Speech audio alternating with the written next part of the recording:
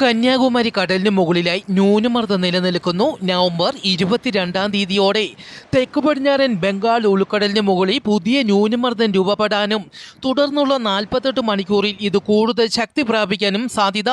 കേരളത്തിൽ വരും ദിവസങ്ങളിലും ശക്തമായ മഴ തുടരും. ഇന്ന് 10 ജില്ലകളിൽ യെല്ലോ അലർട്ട് പ്രഖ്യാപിച്ചു. തിരുവനന്തപുരം, കൊല്ലം, പത്തനംതിട്ട, ആലപ്പുഴ, കോട്ടയം, ഇടുക്കി, എറണാകുളം, മലപ്പുറം, കോഴിക്കോട്, വയനാട് ജില്ലകളിലാണ് യെല്ലോ അലർട്ട് പ്രഖ്യാപിച്ചത്.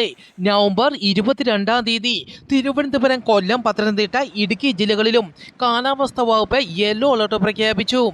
വരും മണിക്കൂറിൽ കേരളത്തിലെ ആലപ്പുഴ, എറണാകുളം ജില്ലകളിൽ വരുന്ന 3 മണിക്കൂർ നേരത്തേക്ക് ഓറഞ്ച് അലർട്ട് പ്രഖ്യാപിച്ചു. ഈ ജില്ലകളിൽ മണിക്കൂറിൽ 40 കിലോമീറ്റർ വരെ വേഗതയിൽ കാറ്റിനും സാധ്യത.